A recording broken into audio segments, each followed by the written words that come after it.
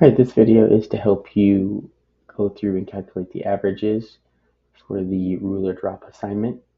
So what you should have is this table from you and your partners completing the ruler drop assignment with the visual and hearing method.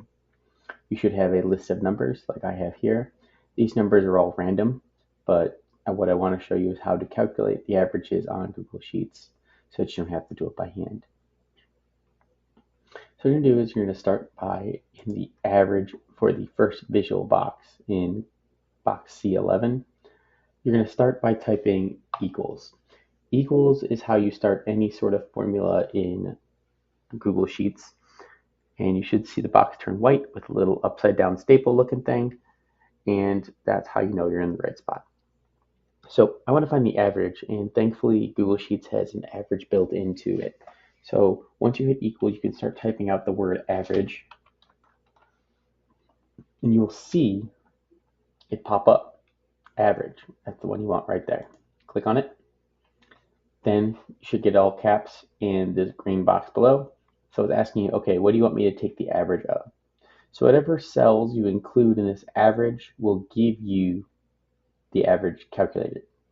So what I'm going to do is for trial 1, where mine says 25, I'm going to click on it. It should turn orange, and I'm going to hold and drag my mouse down to the last of the trial. So what you should see is average C6, or it might be B on yours, but you should see average and then a series in orange with a colon in the middle. Once you do that, you know you've done it right, and you're going to hit enter. Okay, what that does is it goes through and it takes the average of the numbers that you included. All right, so one more time. Start by clicking equals, or typing in equals. Now, what's nice again about Google is it learns your pattern. So it's saying, oh, you're probably going to calculate the average of this again. So this pops up for you. Fantastic. If it doesn't, I'll do it the longer way. Just one more time. So I'm going to hit equals first, and then I'm going to start typing in average. Oops, I didn't pop up that time. There we go. All right, average. I'm going to click and drag to include all the cells in the range that I want, and then click enter, and then you'll have your average again. Now, what's even better about this way is you can copy paste it, and Google will automatically change your cells to match the data you want.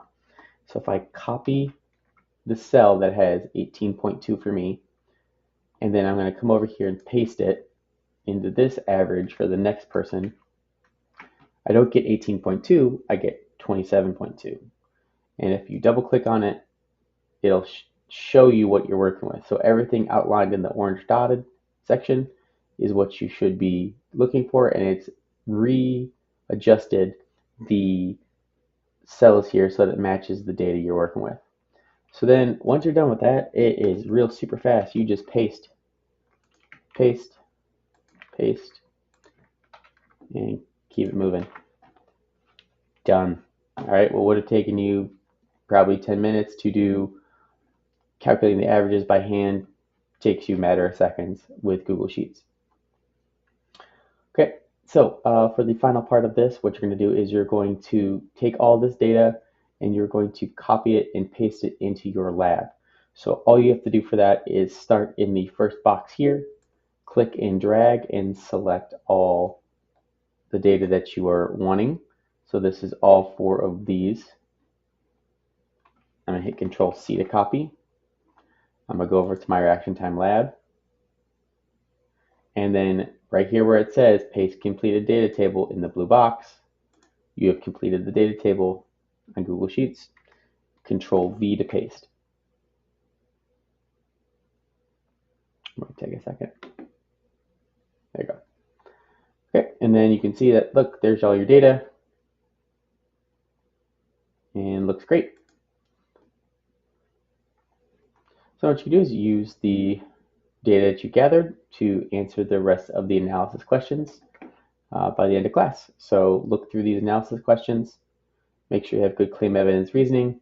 So basically what you're going to do is now you're going to look at this and you're going to look at the averages and decide which strategy or which method had the lowest average, which would mean the fastest. Okay? If the average is higher, that means it's a slower reaction time and didn't work as good. So, which method was faster? Why do you think this? And then you're going to come up with a new claim evidence reasoning based on your new data. And then complete the rest of the lab. And then submit. Okay, so hopefully this helps you get started on this and can help you in case you get stuck. If you have any questions, please let me know.